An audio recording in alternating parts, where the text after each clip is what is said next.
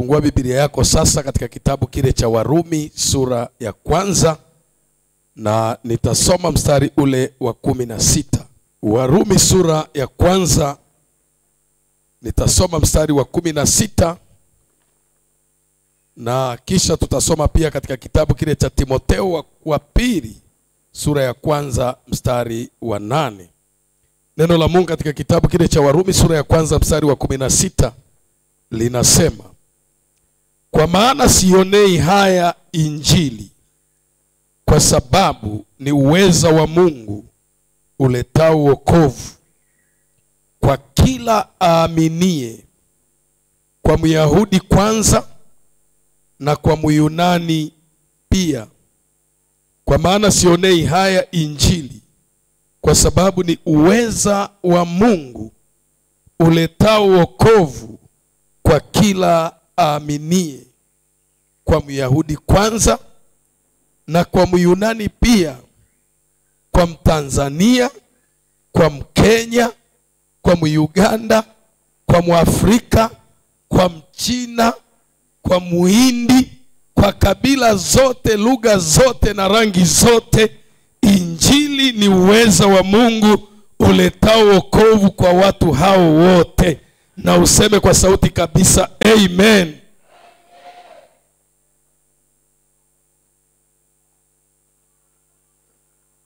Biblia inaeleza Injili ni kitu gani na kwa nini hatupaswi kuionea haya. Paulo anahitaja Injili kama uweza wa Mungu uletao matokeo ya wokovu kwa kila aaminie. Hili neno uweza linatokana na neno la Kiyunani au Kigiriki dunamis, likiwa na maana ya nguvu au uwezo unaojizalisha kama jenereta. Uweza wa Injili unatokana na nguvu ya Roho Mtakatifu. Injili haiwezi kuwa na nguvu ya kuleta matokeo ya wokovu na mabadiliko ya kitabia na kimwenendo katika maisha ya mtu kama Injili hiyo haina uweza. Uweza wa Mungu uletao wokovu ni nguvu ya Roho Mtakatifu. Ule uweza unaitwa dunamis. Ni uwezo unaojizalishia nguvu kutoka kwenye chanzo chake yenyewe. Ili watu wapone wanahitaji Injili yenye uweza wa Mungu. Ili mapepo yatoroke kwenye mioyo, kwenye miili, kwenye nafsi za watu, ni lazima ihubiriwe Injili yenye uweza wa Mungu. Na nguvu hii pia inaitwa uweza utokao juu. Katika kitabu kile cha Luka mtakatifu sura ya 24 mstari wa 49, Yesu anawaambia wanafunzi wake, msitoke mpaka mtakapovikwa uweza utokao juu. Unaweza kuona kabla Yesu hajafufuka na kabla Roho Mtakatifu hajawashukia mitume, hao mitume walikuwa ni watu waoga, wasioweza kusema lolote, watu ambao waliweza kumkana Yesu hata kwa kutishwa na kijakazi. Lakini mara baada ya uweza utokao juu kuwashukia hao mitume, walikuwa ni watu tishio, watu ambao walifanya miujiza, ishara, maajabu na matendo ya kutisha. Hata kivuli cha Petro ambaye alimkana Yesu kwa hofu ya kutishiwa na kijakazi, sasa kivuli chake kinaponya wagonjwa kwa sababu ya uweza utokao juu. Haleluya. Ni maombi yangu wewe unayenifuatilia na unayenisikiliza hapa, Bwana akupe uweza utokao juu, ili kwa uweza huo miujiza, ishara na maajabu viambatane na maisha yako. Haleluya. Hauwezi kuwa mtu unayeishi na kutembea katika miujiza, katika ishara, katika maajabu na matendo makuu ya Mungu kama nguvu hii haiko juu yako. Na hii ndio nguvu tunayohitaji katika kanisa letu kwa jina la Yesu. Nasema hii ndio nguvu tunayohitaji katika kanisa letu kwa jina la Yesu. Katika kitabu kile cha Matendo ya Mitume sura ya 1 mstari wa 8, Yesu anawaambia, lakini mtapokea nguvu akiisha kuwaijilia juu yenu Roho Mtakatifu, nanyi mtakuwa mashahidi wangu katika Yerusalemu na katika Uyahudi wote na Samaria na hata mwisho wa nchi. Lakini unaweza kuona vile vile nguvu hii ya neno la Mungu katika Roho Mtakatifu inatajwa katika kitabu cha Waebrania sura ya 4 mstari wa 12. Maana neno la Mungu li hai, tena lina nguvu, tena lina ukali, tena li jepesi kuyatambua mawazo na makusudi ya mioyo ya wanadamu, tena lina uwezo wa kutambua, wala hakuna kiumbe chochote ambacho kinaweza kujificha mbele ya neno la Mungu kisijulikane. Kila kiumbe chini ya jua kiko wazi na kufunuliwa mbele ya neno la Mungu lililo hai, lenye nguvu ya kujiendesha lenyewe. Haleluya! Piga kelele, sema amen. Nani ananielewa hapa? Sema amen. Kinachotofautisha, sikiliza, niangalieni hapa. Kinachotofautisha mahubiri ya kanisa la kiroho na kanisa la dini, kinachotofautisha mahubiri ya mchungaji wa kiroho na mchungaji wa dini, sio Biblia, sio andiko analosoma au analofundisha, ni ile nguvu inayoambatana na kile anachokihubiri, na nguvu hiyo ni nguvu ya Roho Mtakatifu katika injili ya Yesu aliye hai. Kwa hiyo tofauti ya mhubiri, mchungaji, mwinjilisti au kiongozi yeyote wa dini iko katika nguvu inayoambatana na lile fundisho analolifundisha. Maandiko yanasema, nao wale mitume wakatoka wakahubiri kote kote, na Bwana akafanya ishara na maajabu na miujiza iliyoambatana na lile neno walilohubiri. Hii ndio tofauti ya mtu anayesali kanisa tu la kawaida la dini na anayesali kanisa la kiroho lenye mchungaji mwenye injili iliyo hai yenye nguvu za Mungu. Mimi katika maombi yangu natamani katika nchi hii niwe miongoni mwa wahubiri wenye injili ambayo ina nguvu, ina uwezo wa kuleta mabadiliko. Sitaki kuwa mhubiri wa historia. Sema amen. Hivyo najua kama injili haina uwezo wa Roho Mtakatifu, inabaki tu kama historia za zama za kale za mitume. Wewe kazi yako ni kuhadisia tu, mitume walienda, wakashuka, wakapanda, wakarudi. Lakini huna kitu ambacho unaweza ukakionyesha katika kuhubiri kwako injili.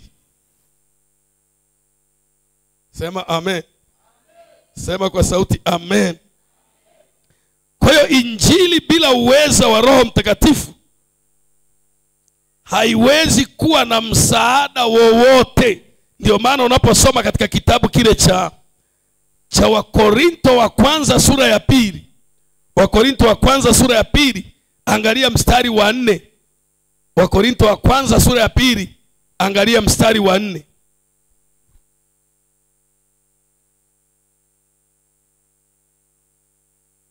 Biblia inasema,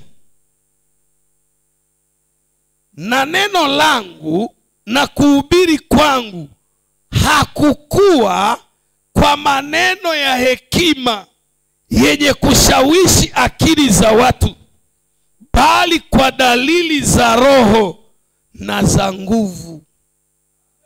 Injili ambayo inaweza kumsaidia mtu kutoka kwenye dhambi, kutoka kwenye vifungo vya mapepo, kutoka kwenye vifungo vya wachawi, kuondoka kwenye vifungo vya mizimu, kuondoka kwenye vifungo vya mila na desturi mbaya zilizofunga maisha yake, kuondoka kwenye vifungo vya mazoea ya tabia mbalimbali chafu. Ni injili inayotokana na uweza wa Roho Mtakatifu, na wala sio injili inayohubiriwa kwa ufasaha, kwa hekima, kwa utaratibu fulani uliopangwa na uliotengenezwa na wanadamu. Roho Mtakatifu ndiye nguvu inayosababisha injili kuleta matokeo ya mabadiliko katika maisha ya mtu. Piga kelele, sema amen, haleluya. Usiyesema amen kwa nguvu una matatizo na una ugomvi na injili. Piga kelele, sema amen, haleluya.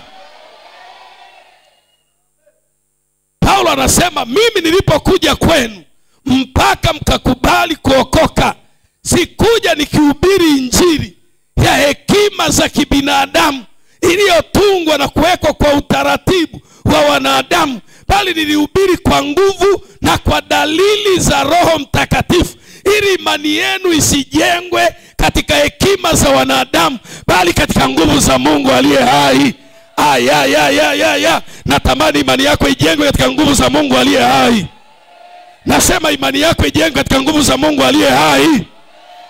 Kila wakati imani yako ya Ukristo inapojengwa katika hekima za wanadamu, hauwezi kuwa na nguvu za kukabiliana na vipingamizi na vizuizi vya mashetani.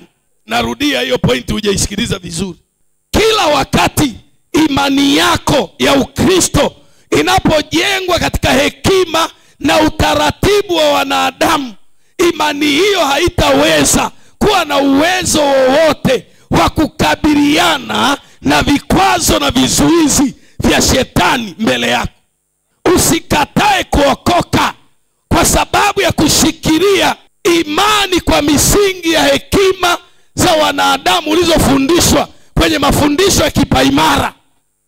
Imani ya mtu ambaye anaweza akawa tishio kwa shetani, tishio kwa mapepo, tishio kwa wachawi, tishio kwa tamaa, tishio kwa vishawishi vyote vinavyoangusha wanadamu kwenye dhambi, ni imani ya mtu iliyojengwa katika nguvu za Roho Mtakatifu.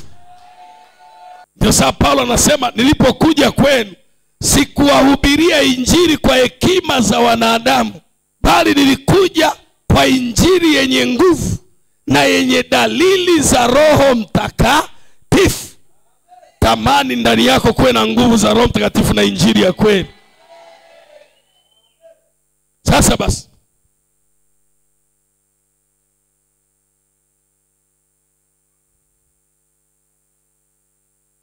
kila mtu ambaye anasimama akiwa ameokoka, anampenda Yesu, anamshinda shetani, yuko pale amesimama kwa ushindi ule, sio kwa sababu amesoma mpaka amepata PhD au ana diploma au ana form 6. Anasimama pale kwa sababu ya uweza unaoitwa uweza wa injili uletao wokovu. Mimi nasimama hapa kwa sababu ya uweza wa Mungu uletao wokovu. Nasema niko hapa na kuhubiria injili iliyo hai kwa sababu ya injili yenye uweza iliyoingia kwenye maisha yangu siku ya kwanza nilipoisikia, ikabadilisha maisha yangu. Mzee wa kanisa ameshuhudia hapa jinsi Mungu alipomtoa akiwa katika hali ya chini. Ametoka kijijini kwao, amebeba nguo zake kwenye mfuko wa Maliboro, mfuko wa Rambo. Leo hii amekuwa kiongozi kwenye kampuni kubwa, kwenye shirika kubwa. Hajawa pale kwa sababu ana hekima sana, ni kwa sababu ya injili ambayo ni uwezo wa Mungu uletao wokovu. Na unaposikia wokovu, manake ustawi, kuokolewa na mashetani, kuokolewa dhidi ya dhambi, kuokolewa na magonjwa, kupewa furaha, kupewa amani, kustawi katika maeneo yote. Sikiliza, huwezi kusema umeokoka na wokovu wako umetokana na injili ambayo ni uwezo wa Mungu uletao wokovu, kama bado unasuasua kwenye dhambi. Bado hujakutana na injili. Yaani bado injili haijakugusa. Kama bado unalambalamba dhambi. Mtu ambaye tayari ameguswa na injili iliyo hai, inayobadilisha, hawezi tena kuwa na tamaa ya dhambi. Hamtaki kusema amen? Au mna tamaa? Kama huna tamaa sema amen. uko hivyo ulivyo kwa sababu ya injili. Nasema hivi, unalala unaamka vizuri bila wachawi kukunyonga kwa sababu ya injili. Narudia tena, unavaa kasuti yako ulikovaa leo au wako kagaudi kazuri kwa sababu ya injili. Na hapa nimekuwekea mambo 14 yanayosababishwa na injili. Injili inaweza kusababisha mambo 14 yafuatayo. Na kama haya mambo hayajatokea kwenye maisha yako, hakikisha leo yanatokea.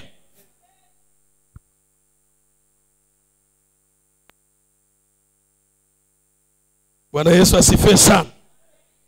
Mambo 14 ambayo injili inaweza kusababisha katika maisha ya watu. Jambo la kwanza, injili ndiyo iliyo na uwezo, ndiyo iliyobeba uwezo wa kumzaa mtu mara ya pili. Huwezi kuzaliwa mara ya pili kama hakuna injili iliyo hai iliyohubiriwa mbele yako. Bwana asifiwe sana.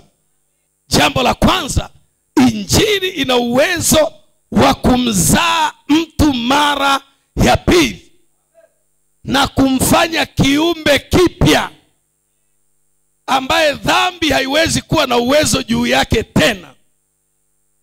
Pale ambapo dhambi inatawala na inakuwa bado ina uwezo juu ya maisha yako, hiyo ni tafsiri kwamba hujazaliwa mara ya pili.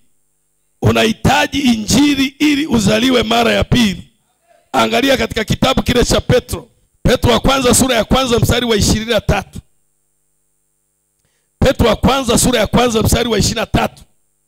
Imeandikwa, kwa kuwa mmezaliwa mara ya pili, si kwa mbegu iharibikayo, bali kwa ile isiyoharibika, kwa neno la Mungu lenye uzima lidumulo hata milele. Neno la Mungu ni mbegu inayomzaa mtu mara ya pili. Huwezi tu kusema umeokoka, umezaliwa mara ya pili kama injili ya kweli haijahusishwa.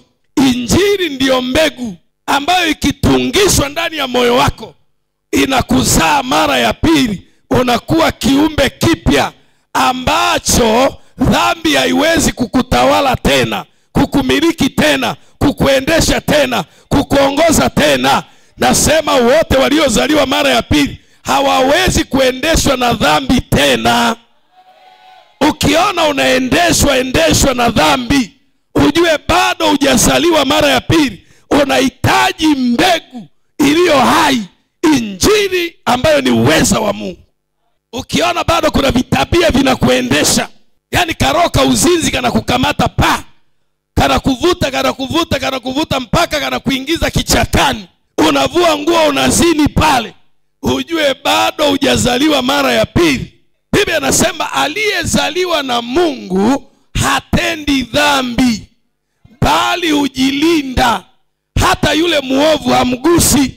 Ukiona bado shetani anakugusa kwa tamaa, anakugusa kwa chuki, anakugusa kwa hasira, anakugusa kwa kutokusamehe, anakugusa kwa uzinzi na tabia zote za giza, ujue bado hujakutana na mbegu ya neno la Mungu ukazaliwa mara ya pili. Punga mkono kama unanielewa vizuri. Na mimi siwezi kudailuti injili kwa sababu nataka makusanyiko. Mimi nitakuhubiri injili, na injili hii ambayo ni mbegu ya neno inayomzaa mtu mara ya pili inamfanya mtu huyo kuwa kiumbe kipya. Unapokuwa kiumbe kipya, kila kitu kinabadilika kwenye maisha yako. Hauwezi kuwa mtu uliyezaliwa mara ya pili, kiumbe kipya, halafu huna heshima kanisani, huna adabu mbele za Bwana. Hiyo ni tafsiri bado hujazaliwa mara ya pili. Mtu yeyote ambaye amezaliwa mara ya pili anapokuwepo ibadani, anakuwa ibadani kwa hofu, kwa kutetemeka, kwa sababu kwanza yeye ni kiumbe cha kiroho anayemwabudu Mungu katika roho na kweli. Pale Pale ambapo hujazaliwa mara ya pili, wewe unakuwa ni kiumbe cha kawaida. Kuna aina 3 za wanadamu. Aina ngapi? 3 za wanadamu. Aina ya kwanza anaitwa mwanadamu wa asili, natural man. Mwanadamu mwenye tabia ya asili hawezi kuwa na heshima ibadani, maana hajazaliwa mara ya pili. Ni mtu wa asili. Mambo ya Mungu kwake ni upuuzi. Hamjui Yesu, hana Roho Mtakatifu, hawezi kusensi mambo ya kiroho. Mtu huyu ndio anaweza akakurupuka hata saa ya kuabudu, akamsukuma mtu akatoka nje. Hana hofu kwamba Mungu yuko hapa. Huyu ni mtu wa asili. Biblia inasema katika kitabu cha Wakorintho wa kwanza sura ya 2 mstari wa 14, mwanadamu mwenye tabia ya asili hawezi kuyapokea wala kuyakubali mambo ya Roho Mtakatifu, kwa sababu kwake ni upuuzi. Hawezi kuyatambua, maana ni mtu wa asili. Huyu siku zote anaendeshwa na ulimwengu. Kuna aina ya pili ya mtu. Kuna mwanadamu anaitwa mwanadamu wa mwilini. Huyu anaitwa carnal person, carnal man. Mtu wa mwilini. Tabia zake zote zinaendeshwa na mwili. Hata tukiabudu hapa tukajaa Roho Mtakatifu, atakuwa anatucheka, maana kwake ni kichekesho. Ni kitu ambacho hakielewi. Hawezi kuhisi mambo ya Roho Mtakatifu. Mtu wa mwilini, hata injili ingehubiriwa, ataona ni upuuzi, hawezi kuielewa. Mtu huyu hana Roho Mtakatifu, japo anaweza kuwa anakiri kwamba ameokoka, lakini ni mtu wa mwilini, hana Roho Mtakatifu, anaongozwa na tabia za mwili. Yuko tayari kuacha ibada kwa sababu tu anasikia njaa akanunue juisi anywe. Kama unanielewa sema amen. Mtu wa mwilini anaweza akapigiwa simu, yuko ibadani, akapigiwa simu akatoka anasikiliza simu. Haogopi kuacha kusikiliza sauti ya Mungu, aende akasikilize sauti ya mwanadamu. Wewe kuna vitabia tukiviona kwenye maisha yako, tunajua wewe ni mtu wa mwilini, bado haujawa mtu wa rohoni. Kinachokufanya kuwa mtu wa rohoni ni kuielewa injili, ni kuiamini injili, ni kuikubali injili, maana ndiyo uweza wa Mungu uletao wokovu kwa kila aamini. Mtu anaweza akawa na ubiri. Usifikiri kila anayehubiri ni mtu wa rohoni, amezaliwa mara ya pili. Wengine wanahubiri kwa sababu ya uzoefu na kwa sababu ya kutaka mkate. Injili ni uwezo wa Mungu unaosababisha mtu kuzaliwa mara ya pili na kumuondoa mtu kutoka katika kuwa mtu wa mwilini, anakuwa mtu wa rohoni. Sema nakataa kuwa mtu wa mwilini, mimi ni mtu wa rohoni. Sasa uwezi kuwa na ujasiri wa aina hii kama hujazaliwa mara ya pili, kama wewe ni mtu wa mwilini, kama ni mwanadamu wa tabia ya asili. Wanadamu wenye tabia za asili na watu wa mwilini ndio watu ambao wako tayari kushirikiana na watu walio kinyume na injili na kweli ya Mungu.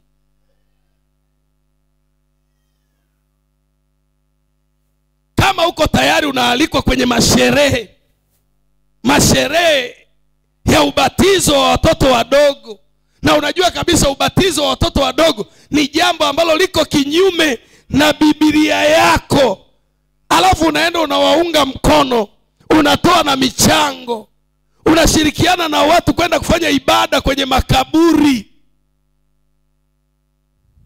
wewe bado ni mtu wa mwilini, wewe ni mtu wa asili. Mtu wa rohoni hawezi kutoa ushirikiano kwa mambo ya giza yasiyozaa, bali anayakemea, anayakataa, maana yeye ni nuru. Haleluya. Biblia inasema mtu wa rohoni aina ya tatu ni mtu wa rohoni. Mtu wa rohoni ni nuru, nayo nuru yang'aa gizani, wala giza halikuiweza. Piga kelele, sema amen. Kwa hiyo kitu cha kwanza ambacho injili inaweza kufanya katika maisha ya mtu ni kumzaa mara ya pili. Jambo la pili, injili inaweza kumpa mtu wokovu. Sema wokovu. Sasa hivi kuna wimbi la kila mtu kusema nimeokoka, nimeokoka, nimeokoka. Lakini ukichunguza wokovu wao haukutokana na chanzo halisi kinachosababisha wokovu. Chanzo cha kweli kinachoweza kusababisha wokovu katika maisha ya mtu, wokovu wa kweli, ni injili takatifu, injili ambayo ina uweza wa Mungu ndani yake. Unakuta mtu kwa vile tu anahudhuria maombi pale, anapewa na maji, anapewa na mafuta, anapewa na mchanga, anapewa na keki, anafikiri ameokoka. Injili ni upanga. Kama haijakata mafuta ya dhambi kwenye maisha yako, kwenye nafsi yako, usiseme umeokoka. Maana neno la Mungu li hai, tena lina nguvu, tena lina uwezo kuliko upanga wowote ukatao kuwili. Injili hiyo ikihubiriwa inakata tabia zote za giza kwenye maisha yako. Inakata tamaa, inakata uzinzi, inakata uongo, inakata ulimi wa fitina, inakata hasira, inakata chuki, inakata tabia za kichawi, inakata tabia za uzinzi. Injili ni upanga. Kama haikusaidii kubadilika, usiseme umeokoka. Sikiliza, injili ni ile inayompa mtu wokovu na uwezo wa kujisimamia. Sikiliza, ukishaokoka manake umezaliwa mara ya pili, umezaliwa mara ya pili. Na kama umezaliwa mara ya pili, wewe ni kiumbe kipya. Na kama wewe ni kiumbe kipya, tabia zote za viumbe wa asili hazitakuweza wewe. Kwa mfano, kama unashindwa tu kuizuia nafsi yako katika kutimiza tamaa za mwili wako, hiyo ni dalili kwamba bado hujazaliwa mara ya pili na wewe sio kiumbe kipya. Unanielewa hapa? Kwa sababu sikiliza, kama unafika mahali unashindwa kuizuia nafsi yako kufanya jambo linalochukiza mbele za Bwana, hiyo ni tafsiri kwamba bado hujawa kiumbe kipya. Kwa sababu mtu ambaye ni kiumbe kipya tayari amebadilishwa. Imeandikwa umekuwa kiumbe kipya, ya kale yamepita, tazama yamekuwa mapya. Sasa kama umekuwa kiumbe kipya, iweje tena viumbe wa tabia za asili wanakukontroli? Kila unapokontroliwa na tabia za viumbe wa asili, hiyo ni tafsiri bado wewe sio kiumbe kipya. Wewe ni wa mrengo wa tabia zile zile za asili. Sasa basi, nilikuwa nazungumzia nini? Kama umezaliwa mara ya pili, tabia hizi za kuita wanaume na kuvutia wanaume kwa namna ya uzinzi na zinaa haziwezi tena kukukontrol wewe, mtu ambaye umezaliwa mara ya pili. Haleluya! Yaani wewe hauwezi kuwa mtu tena wa kuvutwa na vimini, kuvutwa na manyonyo. Huwezi tena kuvutwa na hipsi. Na sasa hivi usije ukafikiri kila mwanamke mwenye hipsi ukafikiri analo hipsi. Kuna hipsi za mashetani. Kwani kama mtu ameenda pale akanunua ile kaptura, ile inaitwaje ile, kigodoro, akapiga pale ukababaika mpaka ukachanganyikiwa, hilo sio hipsi la shetani. Lakini hata hivyo, wewe mwanaume ambaye umezaliwa mara ya pili, hivyo sio vitu vya kukuvuta wewe. Lakini wewe mwanamke pia uliyezaliwa mara ya pili, wewe sio tena mtu wa kuvaa mavazi na mitindo ambayo itakuwa inavutia watu kwa tabia za asili na za kimwili. Ukiona bado kama hujavaa kimini, hujajisikia vizuri, ujue bado una tabia za asili. Ukiona umevaa gauni refu alafu unajisikia aibu, ujue tayari una pepo. Sasa na wao ukiwa na pepo ya aina hiyo, ukivaa sketi ndefu unaanza kuona aibu. Ukivaa kimini ndio unajisikia ujasiri sasa. Hapo ujue bado hujazaliwa mara ya pili. Injili ni ile inayompa mtu wokovu. Manake mtu anaokoka kutoka kwenye tabia, kwenye mienendo, kwenye viroho vya giza giza, unaokolewa pale. Nataka nisikie mtu aliyeokoka aseme kwa sauti amen.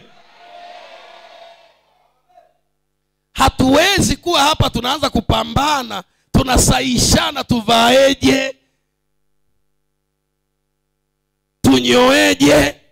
Kama tumezaliwa mara ya pili, hakuna mtu wa kumfundisha mwenzake. Mtu akishazaliwa mara ya pili amekuwa kiumbe kipya. Roho Mtakatifu ndani yake anakuwa mwalimu wake wa kumfundisha namna ya kuenenda kama mtoto wa Mungu, sio mtoto wa dunia. Kwa hiyo injili ni ile ambayo tunategemea ilete matokeo ya wokovu katika maisha ya mtu. Wokovu ni jumla ya mabadiliko yanayosababishwa na injili iliyo hai. Katika kitabu kile cha Waefeso sura ya 1 mstari wa 13 unaweza kuona, ninyi pia katika huyo mmekwisha kulisikia neno la kweli, habari njema za wokovu wenu. Tena mmekwisha kumwamini yeye kwa kutiwa muhuri na Roho yule wa ahadi, aliye mtakatifu. Jambo la tatu ambalo injili inaweza kufanya katika maisha ya mtu, injili inaweza kukupa neema. Injili ya kweli yenye uweza wa Mungu inampa mtu neema. Sema neema. Kuna watu mnateseka kwenye maeneo mbalimbali, lakini unahitaji neema ili uvuke kwenye eneo unalotesekea. Kwa mfano, kama Mungu anataka akuinue, akuweke hapa, akuweke wapi? Hapa. Lakini hatua zako za kukuinua zinaanzia kule nyuma, na mpaka utoke pale nyuma ufike hapo inahitaji miaka 15. Ili uweze kutembea katika hiyo miaka 15 mpaka ufike hapa mahali ambapo Mungu amepanga ufike, unahitaji neema. Sasa watu wengi kwa kukosa neema, ndio maana wamewatukana mabosi ambao Mungu aliwaweka wapite pale wafike kwenye hatima yao. Neema. Neema inakusaidia kuvuka eneo ambalo usingeweza. Neema inakusaidia kuyafanya mambo ambayo kibinadamu usingeweza kabisa. Paulo anasema, mimi nimehubiri na nimefungua makanisa kuliko mitume wote. Tena nimetenda kazi kuwapita hata wale walio mitume, waliotembea na Yesu miaka 3.5. Lakini sio mimi, bali neema ya Mungu ndani yangu. Neema ya Mungu inapokuwa juu yako inakuwezesha kuyafanya ambayo wanadamu wa kawaida hawawezi. Injili inaweza kukupa neema. Haleluya.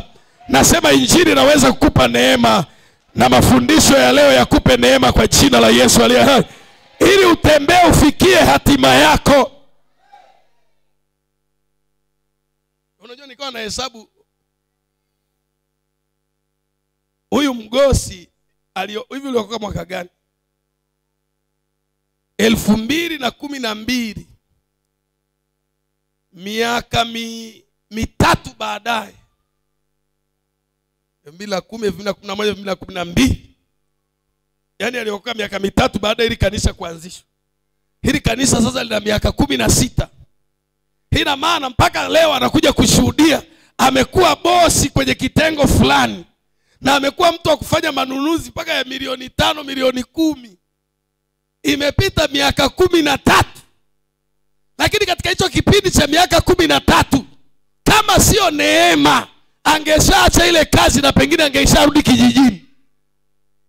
Kwa sababu kuna wakati alitaka kuacha kazi, kaambia endelea. endelea, usiache. Sema amen, haleluya. Sasa wewe uko pale unafikiri utafikia baraka za Mungu kama hutakuwa na neema juu yako. Neema inayotolewa na injili ya Yesu Kristo iliyo hai ndiyo inayotuwezesha sisi, kutustahimilisha, kutupa uvumilivu na uwezo wa kusubiri hata kama baraka zitachelewa. Nani ananielewa vizuri? Nani ananielewa vizuri? Angalia andiko hili hapa katika kitabu kile cha Matendo ya Mitume. Matendo ya Mitume sura ile ya 20. Mstari wa 24. Kama kuna mtu mwenye maiki anaweza akanisomea pale.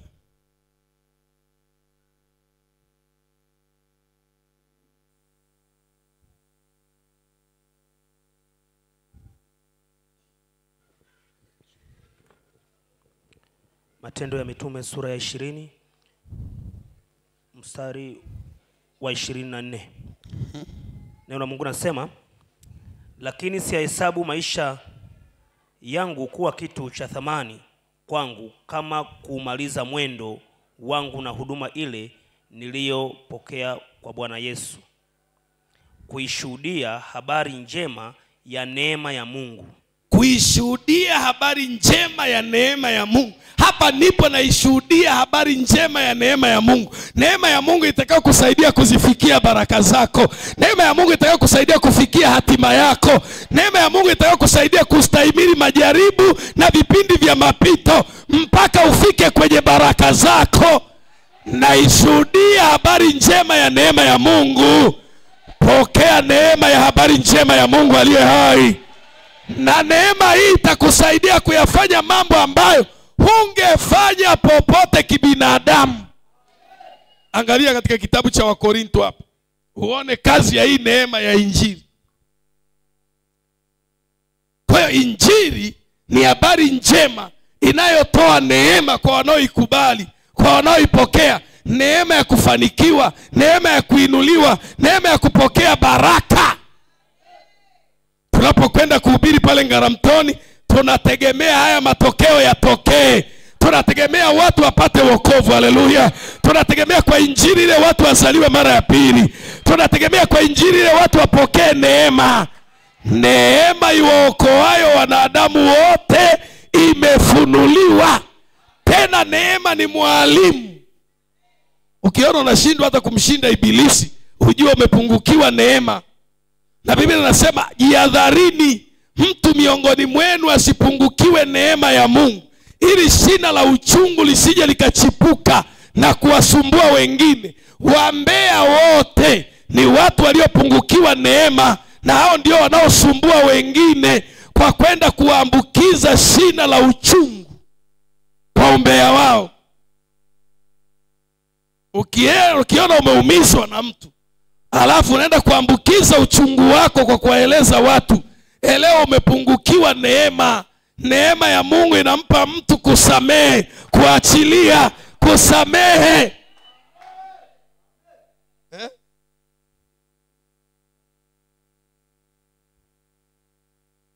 Neema itakusaidia kuyafanya ambayo wengine wameshindwa. Wangapi wanatamani kupata neema ya kufanya wengine walioshindwa? Mimi natamani sana upewe neema ya kufanya yale ambayo watu wengine wameshindwa. Hivi kuna mtu kweli anatamani kupata neema ya kufanya ambayo watu wengine wameshindwa? Mbona naona kama uelewi vizuri, au umesharizika na hali ya kushindwa? Wewe sikiliza. Wakati mwingine unaweza ukawa unawaambia watu hili haliwezekani, hili haliwezekani, kwa sababu huna neema ya hilo jambo. Angalia, huyu Paulo kwanza alikuwa muhuni, muuaji, mkatili, mtu mwenye roho mbaya. Lakini alipozaliwa mara ya pili, akaokolewa, akapewa neema kwa injili ya milele, maisha yake hayakuwa ya kawaida. Angalia katika kitabu hiki cha Wakorinto wa kwanza 15 mstari wa 10.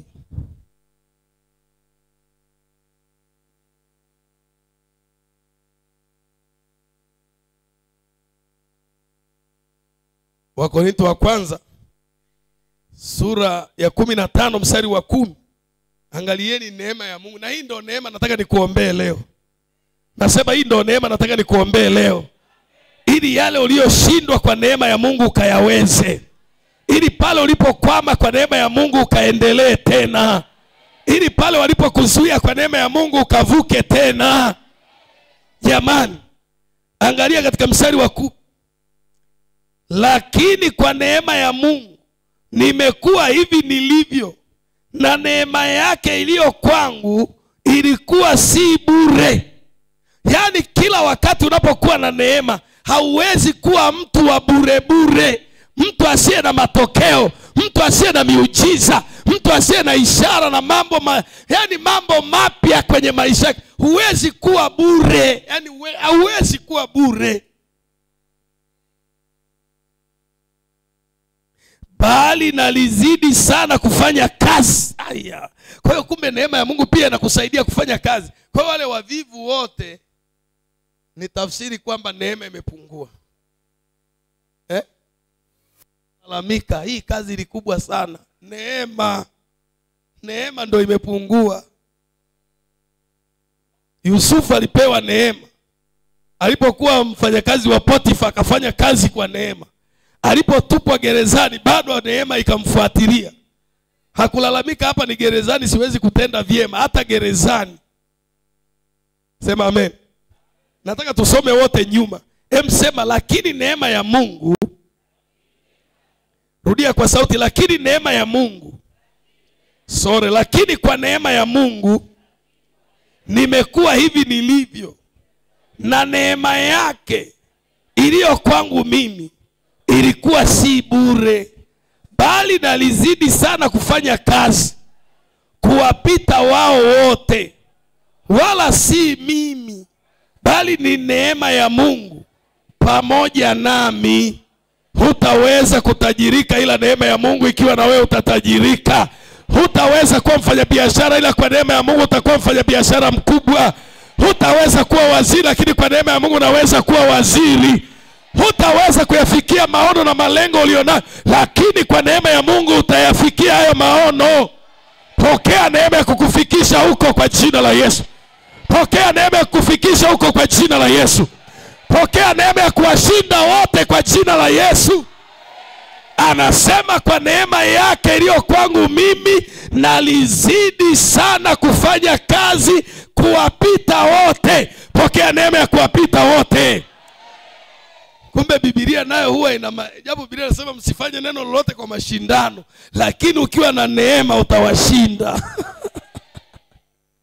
Biblia inasema msifanye neno lolote kwa kushindana, lakini unaonaje neema? Pokea neema washinde wote. Pokea neema washinde. Haleluya. Nimegundua kila mtu mwenye neema atafanya kitu ambacho kitaonekana katika ya ubora kuwapita wengine waliomzunguka. Hata kama ni ofisini, ukifanya kitu utafanya katika hali ya kawaida, lakini kile kitu kwa neema ya Mungu kitaonekana katika hali ya ubora kuwapita wengine. Na ndio maana neema hii ilikuwa juu ya Danieli, juu ya Shadraka, juu ya Meshaki na Abednego. Wakachagua kula mtama na maji badala ya kula vyakula vya anasa vilivyotolewa sadaka kwa sanamu na ibada za miungu. Ndani ya siku 10 nyuso zao zikaonekana nyororo, zilizonawiri, wamenenepa, tena wazuri mara 10 ya watu waliokula vyakula vitamu. Neema ya Mungu inaweza kukunenepesha kwa jina la Yesu. Neema ya Mungu inaweza kukupa afya kwa jina la Yesu. Pokea neema uwe na afya njema. Pokea neema uwe na mafanikio mazuri. Pokea neema upewe uwezo wa kufanya kazi zaidi. Kwa hiyo injili ambayo ni uwezo wa Mungu inatoa neema. Neema ya kukusaidia kufanya kazi sana. Hata mimi kwa kweli sasa hivi namuomba Mungu anirudishie ile neema. Mimi nilikuwa ni mtu wa bidii, najiuliza ile bidii niliyokuwa nayo iko wapi? nikagundua wakati naandaa somo hili ni neema imepungua. Bwana niongezee neema. Bwana niongezee neema. Yesu niongezee neema. Yesu niongezee neema. Neema, neema, neema imefunuliwa.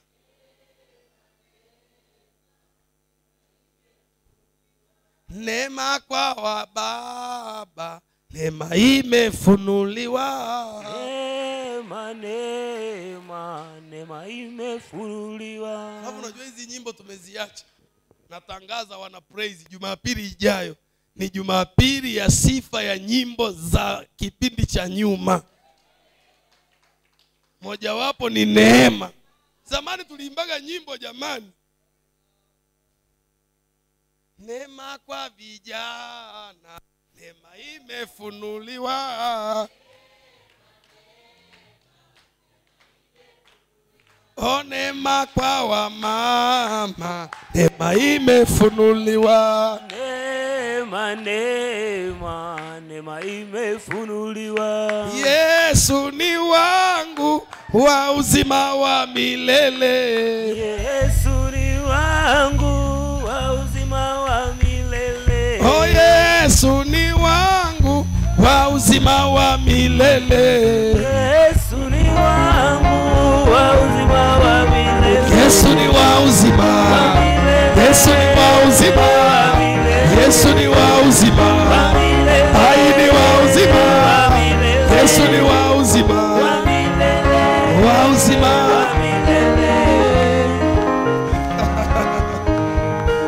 Injili inaachilia neema. Haleluya. Sema napokea neema ya kuniwezesha kufanya kazi kwenye maeneo yote, kuwapita wengine wote. Sishindani nao, lakini nitawapita. Na Paulo alikuwa hafanyi kazi kwa mashindano, lakini alipoanza kufanya yale mahesabu akaona kumbe hii neema imenisaidia kufanya kupita hawa wote. Na kila mtu ana neema yake. Na usije ukashindana na mtu mwenye neema. Kwa mfano, mzee wa kanisa mzee Mgazija, yaani mtamchukia bure. Ana hiyo neema. Ana hiyo neema ya kurespect mtu mwenye nafasi mbele yake. Yaani hiyo ni neema.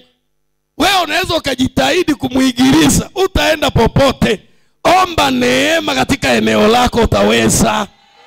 Omba neema katika eneo lako utaweza. Kabisa. Ni neema. Kabisa. Yaani hiyo ni neema. Na hiyo neema ndio imempa. Yaani hakuna mtu mimi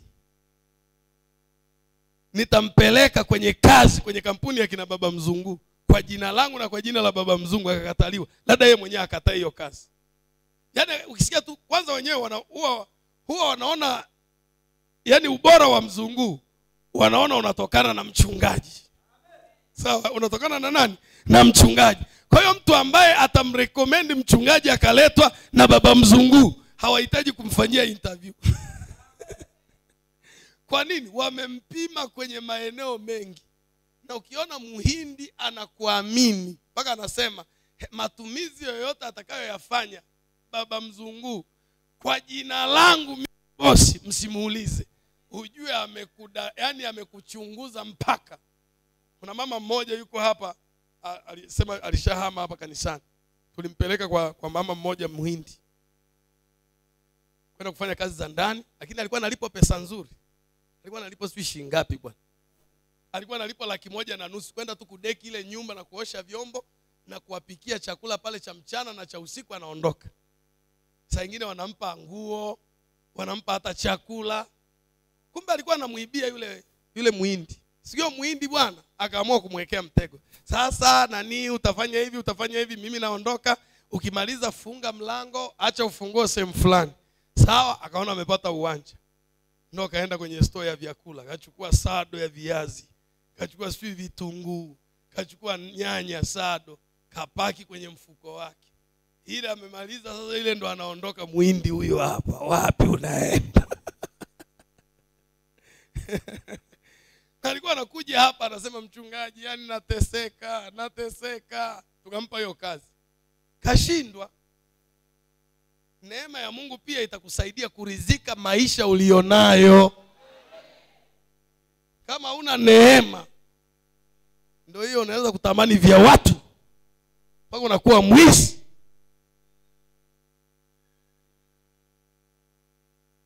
Na mimi nikamwambia, maadamu umeniaibisha hivi, hata ufai kuwa mshirika wangu. Mimi sina mshirika mwizi. Sasa kama ulikuwa na shida ya chakula, ungeniomba mimi ningekupa chakula. Kuliko niaibishe yule mama, watu aanze kuona mchungaji ana waumini wezi. Ni aibu sana. Yeye mwenyewe nilivyomwambia tu hivi akakata mguu.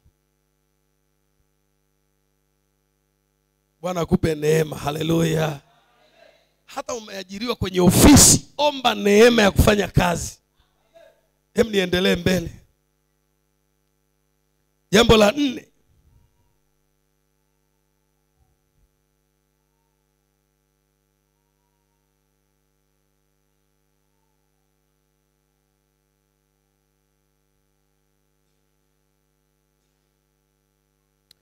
Injili ina uwezo wa kujenga imani yako. Yaani kama unataka kukua katika imani, penda kusikiliza neno la kweli. Tamani uwezo unaotokana na injili ya kweli, imani yako itakuwa.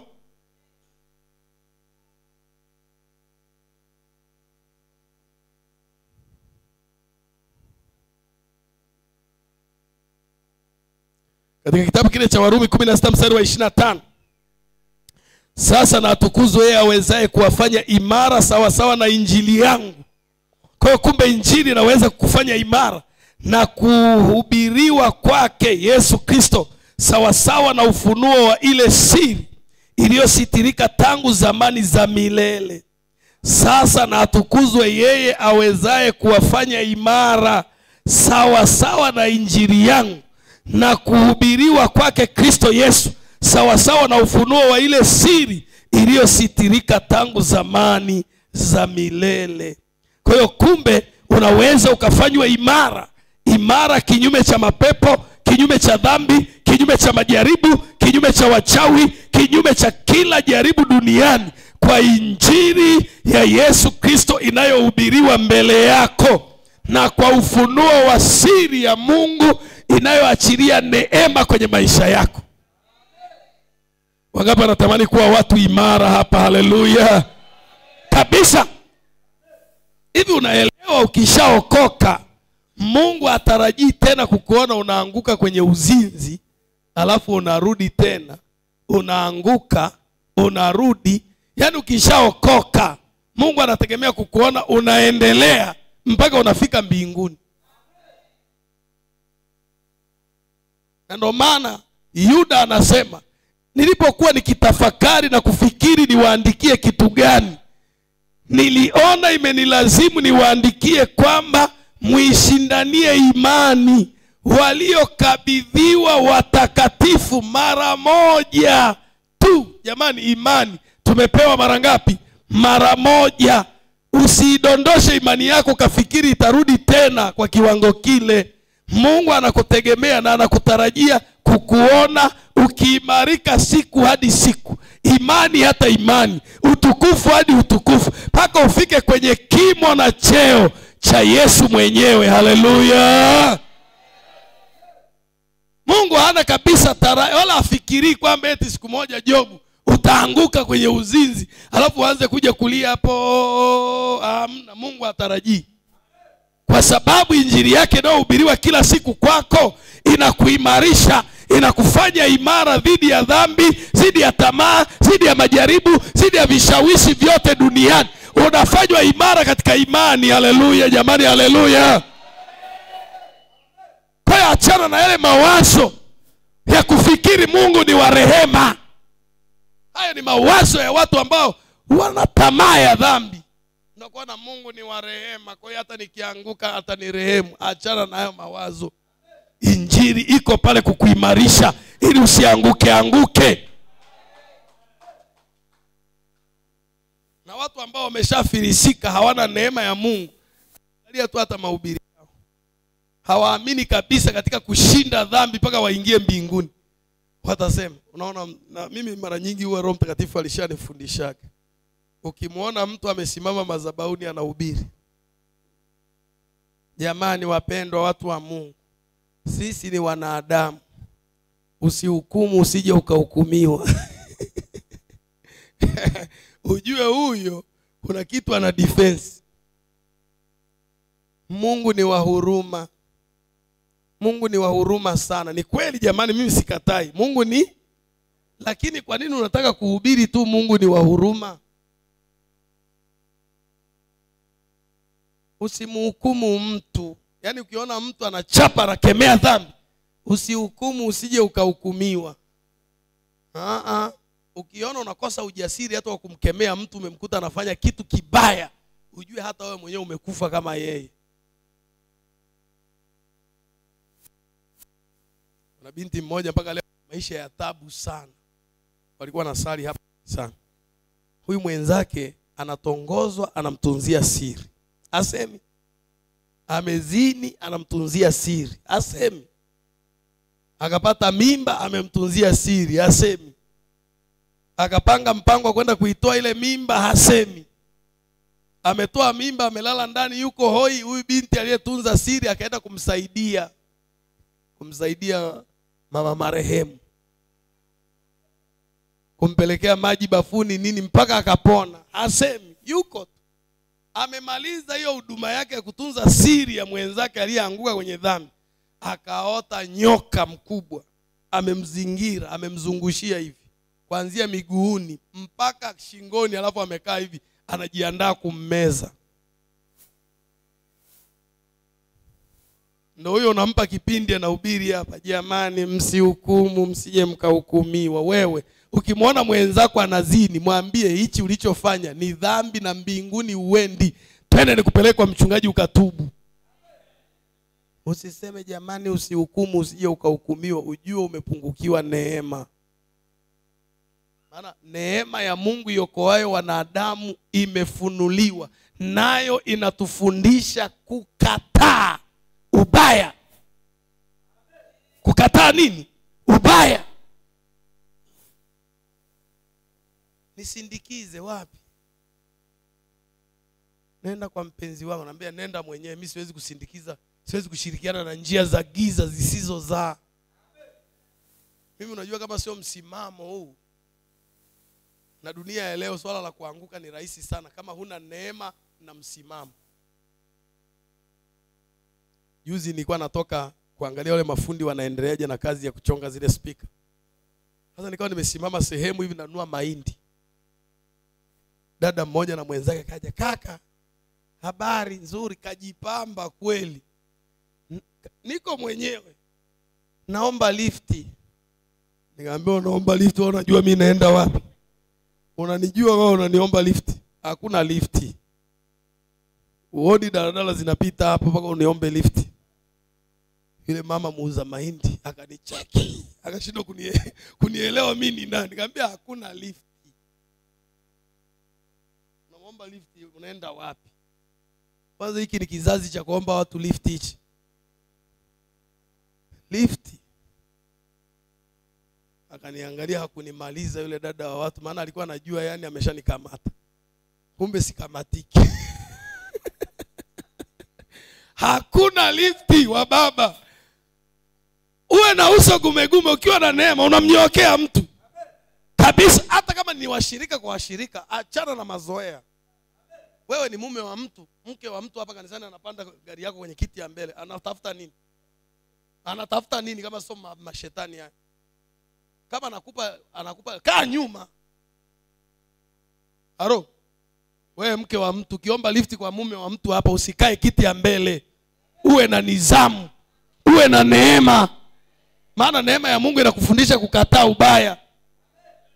Unawahi kiti ya mbele. Mimi huwa nafanyaga hivi. Nikiona mtu kama ni mshirika anawahi lifti, kwanza na lock milango yote pa. Anajaribu kufungua mbele. Alafu namwambia funguo wa nyuma. Funguo wa nyuma namfungulia hapo nyuma nakaa hapo. Hata kama ni nyinyi wa mama wenye magari, baba mume wa mtu simpakize hapo mbele. Jenga nidhamu na gari yako. Sema amen, haleluya. Kabisa. Hivi vinginevyo pepo la uzinzi litakuingia, siku limekuingia utajua. Utajua siku umeanguka. Narudia kuongea hiyo statement. Tofauti na hapo ukianza kujenga mazoea. Napakia. Siku roho ya uzinzi imekuingia utajua. Utakuja kujua siku utakayokuwa umeanguka.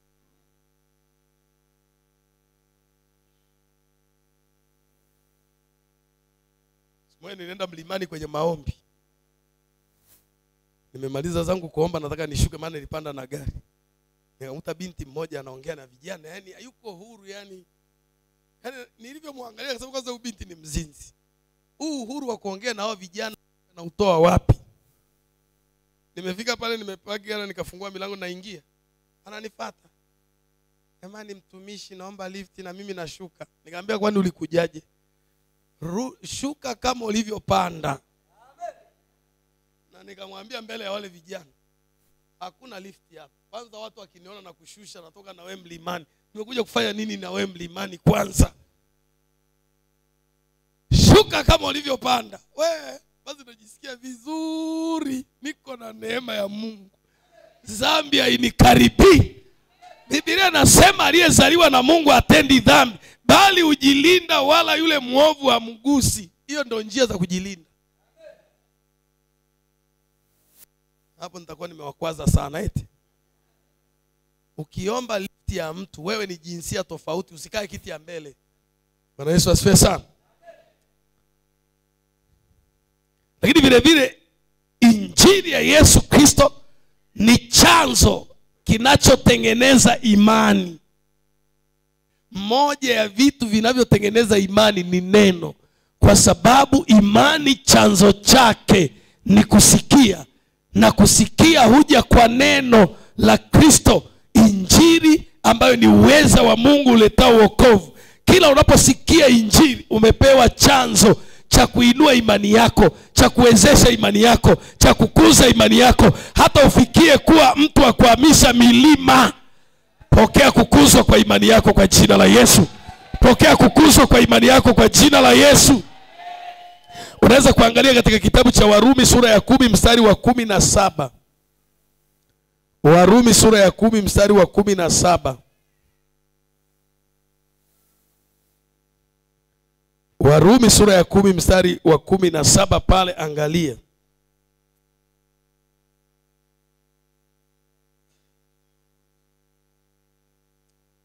Haya, tuende jambo la 6. Injili ni uweza wa Mungu uwezao kumweka mtu huru. Kila unaposikia injili unapaswa kuamini, unapaswa kufahamu, unapaswa kuelewa kwamba kuna eneo fulani unawekwa huru. Ni makosa sana kuja kanisani na kusikiliza injili kama unasikiliza wimbo mzuri. Kila unaposikiliza injili inapohubiriwa, unapaswa kufahamu kwamba Mungu anakutoa kwenye eneo fulani, anakuweka huru kwenye kifungo fulani. Na mimi kwa kuwa nimehubiri injili ya Yesu iliyo hai, takatifu, yenye uwezo wa Mungu uletao wokovu, umewekwa huru kwenye eneo fulani ambalo adui alikukandamiza. Kwenye eneo ambalo adui alikuzuia, umewekwa huru kwa jina la Yesu aliye hai. Kwa hiyo injili ni uwezo wa Mungu uwezao kumweka mtu huru. Kama ulikuwa umefungwa kwenye umaskini, injili inapohubiriwa inakuweka huru na umaskini. Angalia katika kitabu kile cha Yohana sura ya 8 mstari wa 32. 31 na 32.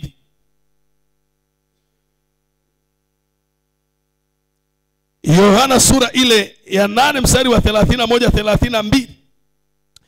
Basi Yesu akawaambia wale Wayahudi waliomwamini, ninyi mkikaa katika neno langu, mmekuwa wanafunzi wangu kweli kweli, tena mtaifahamu kweli, nayo hiyo kweli itawaweka huru. Ninyi mkikaa katika neno langu, mmekuwa wanafunzi wangu kweli kweli, tena mtaifahamu kweli, na hiyo kweli itawaweka huru. Kwa hiyo si tu kusikiliza. Kila unapokuja kanisani na ukasikia injili na hubiriwa kama hii, unayo kazi ya kujitahidi kujisokomeza, kujiingiza ndani ya hiyo injili na kukaa ndani yake, ili uweze kufanikiwa kuwa huru kwenye eneo ambayo adui amekuweka kuwa mateka. Haleluya.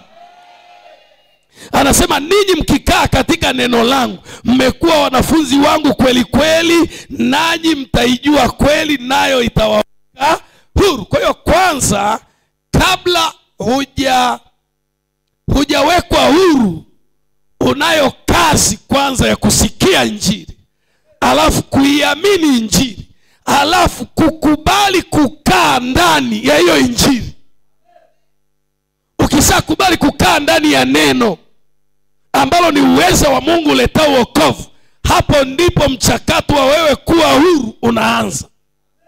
Watu wengi hawawezi kuwa huru kwa sababu wanataka tu waende kwa watumishi wa Mungu, waombewe, wawe huru na matatizo yao, lakini hawataki wala hawana mpango wowote wa kukaa ndani ya neno.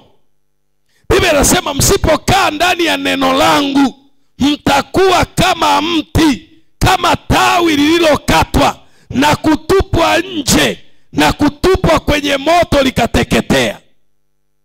Kaeni ndani yangu, nami ndani yenu, maneno yangu yakiwa ndani yenu, ombeni basi lolote mtakalo mtapata. Kama utaki neno la Mungu kuwa ndani yangu, kuwa ndani yako, hiyo ni tafsiri kwamba hutaki kuwa huru. Hiyo ni sawa na kusema mtu asiye na neno, mtu asiyekaa ndani ya neno ni mtumwa. Niangalieni, narudia. Sikiliza. Niangalieni hapa watu wa Mungu. Kwa mujibu wa andiko hilo hapo, mtu asiyekaa katika neno la Mungu ni mtumwa. Japo Wayahudi walikataa wakasema, sisi hatujawahi kuwa watumwa wa mtu yeyote. Lakini mtu yeyote aliye nje ya neno la Mungu ni mtumwa. Maandiko yanasema mwana hukaa nyumbani siku zote, mtumwa hakai. Kila unaposhindwa kukaa katika neno, manake maisha yako yote ni maisha ya kitumwa. Nani anasema mimi sio mtumwa? Ambaye sio mtumwa apunge mkono namna hii. Punga mkono ambao unasema mimi sio mtumwa, punga mkono kabisa. Bwana Yesu asifiwe sana. Maana yake kama wewe umechagua kuwa mtu ambaye si mtumwa, maana yake umechagua kuwa mtu unayeishi ndani ya neno. Haya basi. Nani amepata muda wa kulisoma neno la Mungu, Biblia yake, amekaa kitako akasoma? Tuliachana hapa Jumapili, Jumatatu, Jumanne, Jumatano, Alhamisi, Ijumaa, Jumamosi, siku 6. Ulikaa kitako kasema nijisomee Biblia? Kama hukuwa na huo muda, manake wewe ni mtumwa. Mtumwa hakai ndani ya neno. Halo? Watu wa Mungu mpo? Watu wa Baba mpo? Mwambie mwenzako usiwe mtumwa. Sasa jambo la 7, unapaswa kufahamu kwamba injili ya Yesu Kristo inaweza kulisha maisha ya watu. Inaweza kulisha maisha ya watu. Kama jinsi ambavyo wewe uko pale unaishi na wazazi wako, unawategemea kila kitu wazazi wako, wakulishe, wakunyweshe, uvae, ufanye kila kitu. Injili inafanya hivyo kwa watoto wa Mungu. Zamani tulikuwa tunaimbaga wimbo wa zamani, shangilia Yesu analea, Yesu analea, shangilia Yesu analea, Yesu analea. Oh, Yesu analea, shangilia Yesu. Yesu. Baba na mama walinilea mwanzo, na sasa ni zamu ya Yesu. Baba na mama walinilea kwanza, na sasa ni zamu ya Yesu. Yesu.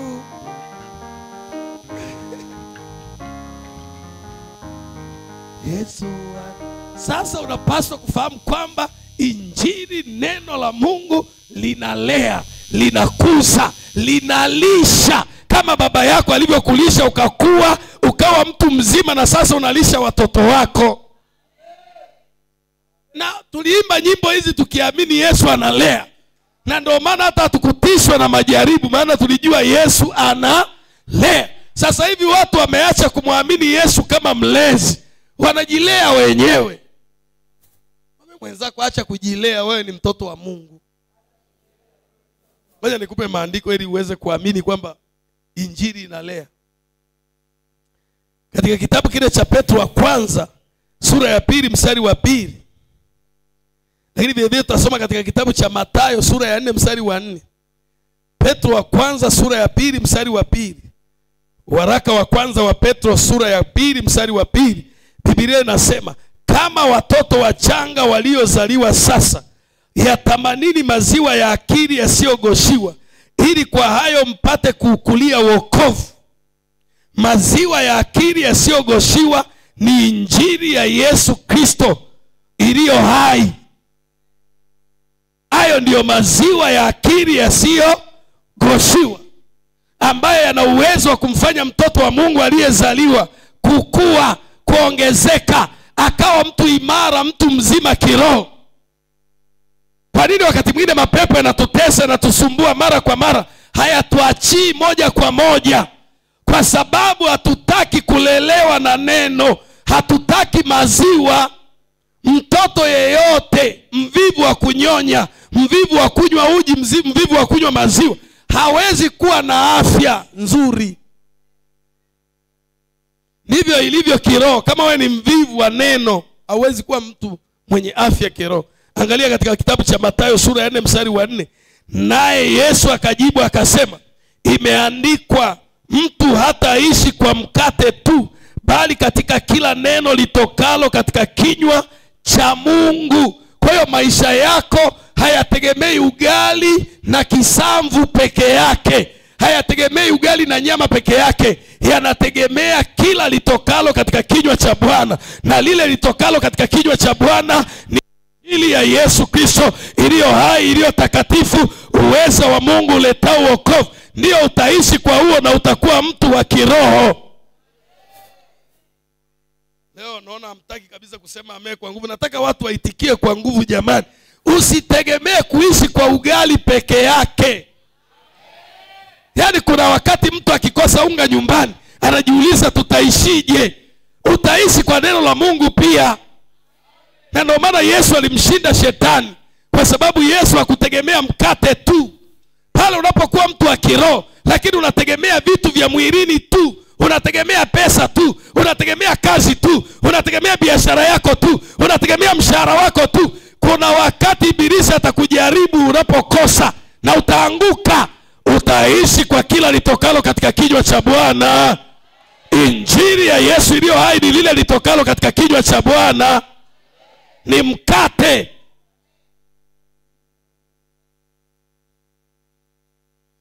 Haleluya. Yaani hapa ni kama chuo. Hivi unaelewa mafundisho ninayowafundisha ni kama ya chuo cha Biblia. Na ndio maana mwanafunzi msikivu kanisa hili hawezi kudanganywa na mafundisho potofu, kwa sababu ninawapa mafundisho standard. Mwanadamu hataishi kwa mkate tu. Mtu uliyezaliwa mara ya pili, maisha yako hayategemei mkate, hayategemei mshahara, hayategemei biashara peke yake. Yanategemea injili, uweza wa Mungu uletao wokovu katika maeneo yote. Piga kelele sema amen, haleluya. Yaani hapa sipati watu wanaomtegemea Mungu na injili yake kikamilifu. Na ndio maana nahisi ombwe la watu ambao wanaelewa vizuri hichi ninachohubiri. Yaani miaka ile injili kama hii ikihubiriwa, yani tunasimama. Yani tulikuwa na tumaini la ajabu sana. Kwa hiyo hatutaishi kwa mkate tu, tutaishi kwa kila litokalo katika kinywa cha Mungu wetu. Lakini injili ya Yesu Kristo, uweza wa Mungu uletao wokovu, hutakasa kanisa. Waefeso 5:26-27. Waefeso 5:26-27. Ili makusudi alitakase na kulisafisha kwa maji katika neno, apate kujiletea kanisa tukufu lisilo na ila wala kunyanzi wala lolote katika hayo, bali liwe takatifu lisilo na mawaa.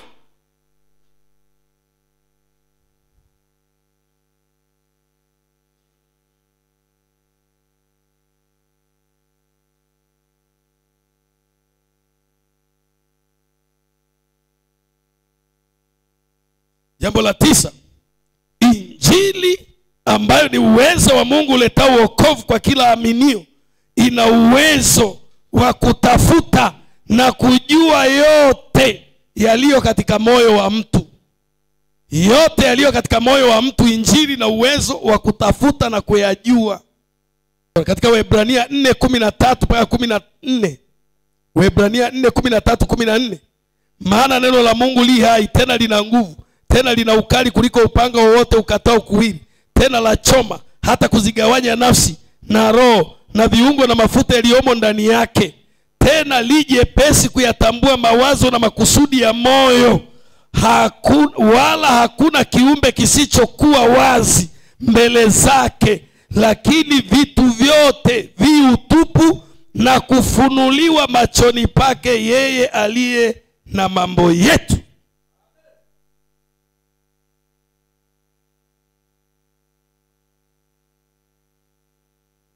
Kwa hiyo neno la Mungu linajua kila kitu. Ukilipa nafasi kwenye moyo wako, litakuonyesha njia. Na ndio maana Biblia inasema neno lako ni taa ya miguu yangu na mwanga wa njia.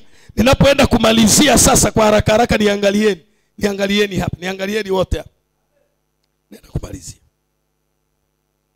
Lakini vile vile neno la Mungu lina kazi au linaweza kutufanya sisi kuwa washirika wa Kristo.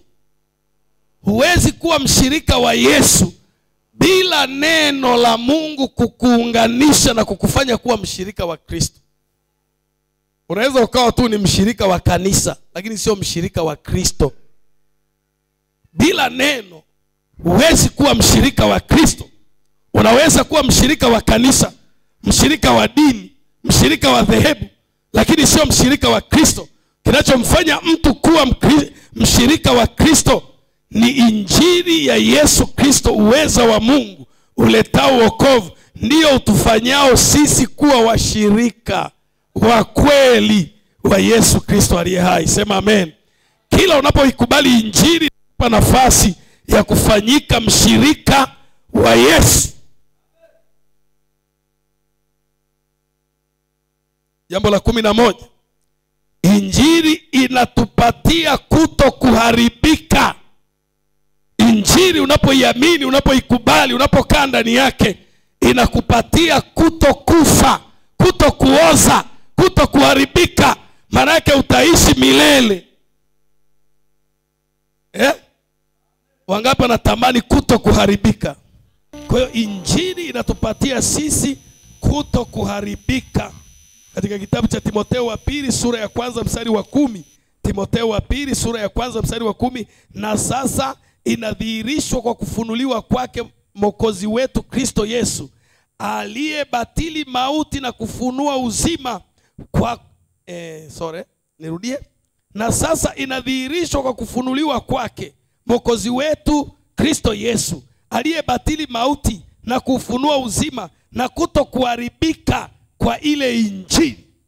Kwa hiyo uzima na kubatilishwa kwa mauti kunatokana na kuhubiriwa kwa injili. Kila tunapohubiri injili kama hivi, tunabatilisha mauti kwenye maisha yako, tunabatilisha mauti kwenye watoto wako, tunabatilisha mauti kwenye hatima yako.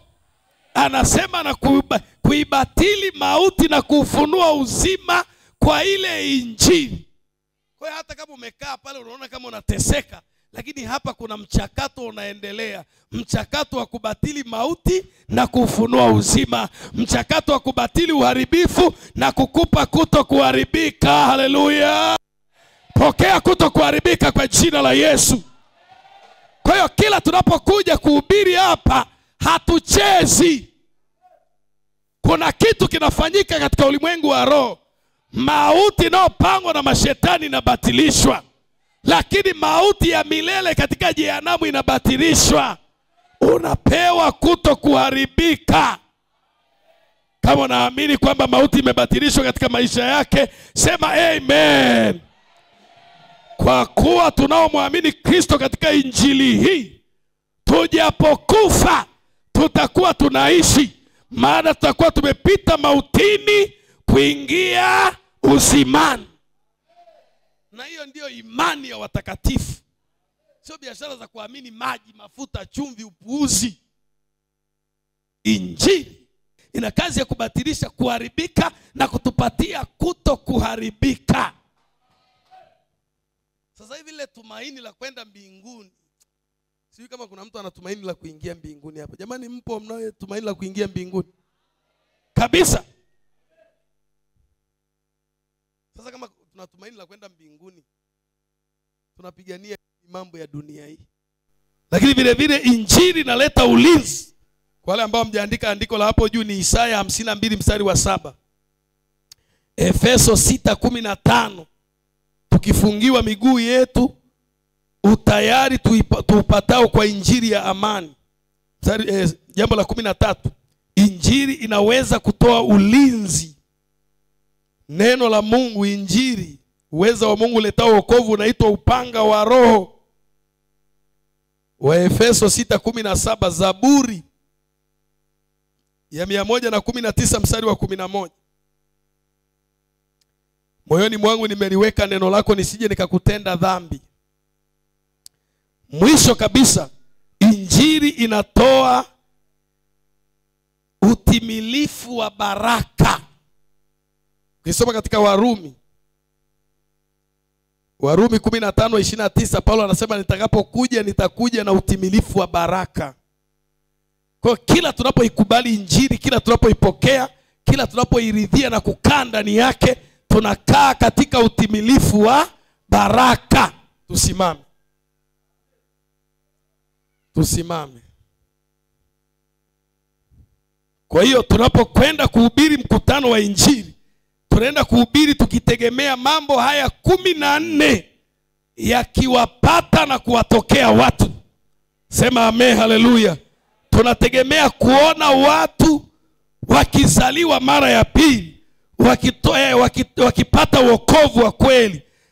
Tunategemea kuona watu wakipata neema ya kuwasaidia kuyafanya mambo mbalimbali. Lakini vile vile tunategemea kupata majitu yaliyojengwa na neno la Mungu yatakayosimama na kumshinda ibilisi.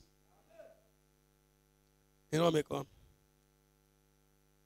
Sema Bwana Yesu, nimelisikia neno lako ambalo ni injili, uweza wa Mungu uletao wokovu kwa kila aaminie. Mimi nimeliamini neno lako ya kuwa ni uweza wako Mungu usababishao mimi kuzaliwa mara ya pili na kunipa wokovu wa afya yangu, familia yangu, kazi yangu, mipango yangu, malengo yangu, na lolote lile linaloshikamana nami limeungamanishwa katika wokovu wako kwa jina la Yesu. Zaidi ya yote, kwa kuwa nimeliamini neno lako kuwa ni uwezo uletao wokovu, ninapokea neema inayotokana na injili itakayonisaidia kufanya kazi kuwazidi wengine wasioamini katika neema. Napokea neema. Yesu, unijaze neema yako ya kuniwezesha kufanya zaidi ya akili zangu, zaidi ya nguvu zangu. Nipe bidii kama uliomjalia Paulo. Kwa neema yako akafanya kazi sana kuwazidi wengine wote. Yesu nisaidie, ninahitaji neema yako, ninahitaji neema yako. Mara nyingi nimekata tamaa kwa kupungukiwa neema. Nimekuwa na lawama, nimekuwa mnung'unikaji kwa kupungukiwa neema.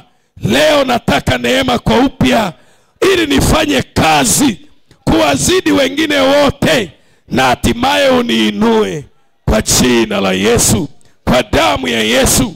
Nimejifunza injili yako inabadilisha uharibifu mpaka kuwa katika kutokuharibika kwa jina la Yesu. Kwa injili ya mchana wa leo, ninabatilisha kila kuharibika kwenye maisha yangu. Ninakataa kwa damu ya Yesu kila eneo linaloharibika, ninaachilia nguvu ya injili ibadilishayo, iwekayo kutokuharibika. Ninaachilia kutokuharibika kwenye maisha yangu. Ninaachilia kutokuharibika kwenye ndoa yangu, kwa watoto wangu, kwenye familia yangu, kwenye maeneo yote ya maisha yangu. Ninaachilia kutokuharibika. Ninakataa kuharibika kwa aina yoyote kwenye maisha yangu, kwenye afya yangu, kwa watoto wangu, kwenye ndoa yangu, kila mahali, kwa jina la Yesu, kwa jina la Yesu, kwa jina la Yesu, kwa jina la Yesu. Ninakataa uharibifu wa shetani kwenye maisha yangu. Hauna nafasi tena kwa damu ya Yesu. Kwa neno hili Mungu akupe kutokuharibika sasa. Akupe kutokuharibika kwenye ufahamu wako. Akupe kutokuharibika kwenye afya yako. Akupe kutokuharibika kwenye ndoa yako. Akupe kutokuharibika kwenye kazi yako, kwenye biashara yako, kwa watoto wako, kwenye ndoa yako, katika eneo lote la maisha yako. Pokea kutokuharibika. Pokea kutokuharibika. Pokea kutokuharibika. Pokea kutokuharibika. Pokea kutokuharibika. Pokea kutokuharibika. Pokea kutokuharibika kwa jina la Yesu aliye hai. Neema ya Mungu ishikamane na maisha yako. Kibali chake kishikamane na maisha yako. Zile roho za kuzaa mapooza na zife mbele yako. Bwana akupe kuzaa uzima siku zote. Bwana akupe kuzaa uzima siku zote. Akupe kuzaa vitu vinavyoishi. Akupe kufanya kazi zinazoishi. Akupe kibali cha kufikia ndoto zako kwa jina la Yesu aliye hai. Kwa jina la Yesu aliye hai. Na kwa neno hili pokea neema. Nasema pokea neema. Pokea neema. Pokea neema. Pokea neema. Pokea neema. Na kwa neema hii unaenda kufanya yaliyo kushinda. Kwa neema hii unaenda kufanya yaliyo washinda wengine. Kwa neema hii unaenda kufanya mambo makubwa. Kwa neema hiyo biashara yako inaenda kuinuka. Kwa neema hii kibali chako kinarudi kazini. Kwa neema hii unapata bidii ya kufanya kazi. Kwa neema hiyo roho ya uvivu inakuachia. Kwa neema hii roho ya uzembe inakuachia katika jina la Yesu. Kwa neema hiyo kila roho ya giza iliyokushikilia na kukuzuia usipige hatua za mafanikio, hiyo roho inaharibiwa, hiyo roho inavunjwa, hiyo roho inabomolewa. Pokea neema kama ile iliyokuwa juu ya Paulo, aliyezidi sana kufanya kazi hata akawapita wengine wote. Hiyo neema iko juu yako. Hiyo neema iko ndani yako. Hiyo neema iko ndani yako. Hiyo neema iko ndani yako. Hali ya kushindwa imeharibika ndani yako kwa jina la Yesu. Utakuwa juu tu, hautakuwa chini. Kwa neema ya Mungu itokanayo na injili, utakuwa juu tu, hautakuwa chini. Utakuwa kichwa, hautakuwa mkia. Utakuwa wa kwanza, hautakuwa wa mwisho. Utamiliki, hautamilikiwa. Utakopesha, hautakopa. Kwa jina la Yesu aliye hai.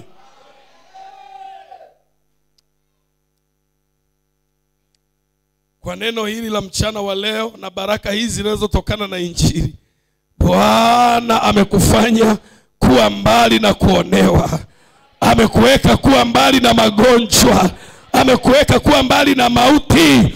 Amekuweka kuwa mbali na umaskini. Amekuweka kuwa mbali na ufukara. Roho ya madeni amekutenga nayo kwa jina la Yesu aliye hai. Kwa jina la Yesu aliye hai. Kwa jina la Yesu aliye hai. Kwa damu ya Yesu aliye hai.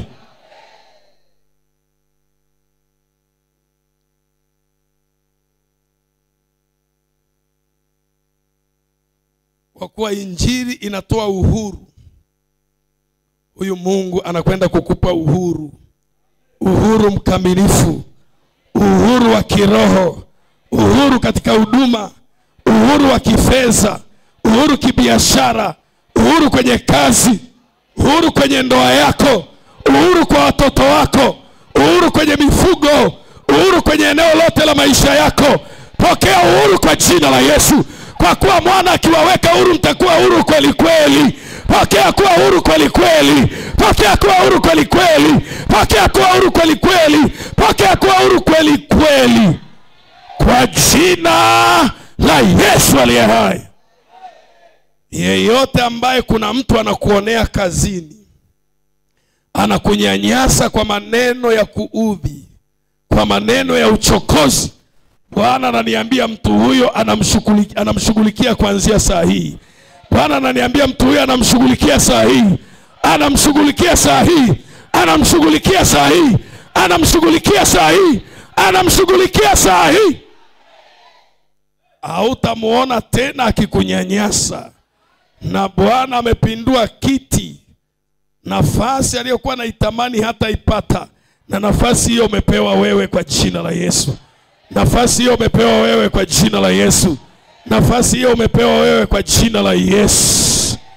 Pokea baraka kamilifu kwa kuwa injili inatoa baraka kamilifu. Pokea baraka kamilifu. Pokea baraka za kiroho kikamilifu. Pokea baraka za kiroho kamilifu. Pokea baraka za kimwili kamilifu. Pokea baraka za watoto wako kamilifu. Pokea baraka za huduma yako kamilifu. Pokea baraka za biashara na kazi yako kamilifu. Biashara za mifugo na mashamba yako kamilifu. Pokea baraka kamilifu kwa jina la Yesu. Kwa jina la Yesu. Kwa jina la Yesu. Piga kelele amen mara 3. 1, 2, 3 kwa jina la Yesu. Amen. Imekuwa hivyo kwako, hata kama sijakuwekea mkono, unaondoka na baraka hizo zote. Nasema unaondoka na baraka hizo zote. Unaondoka na baraka hizo zote kwa jina la Yesu. Amen.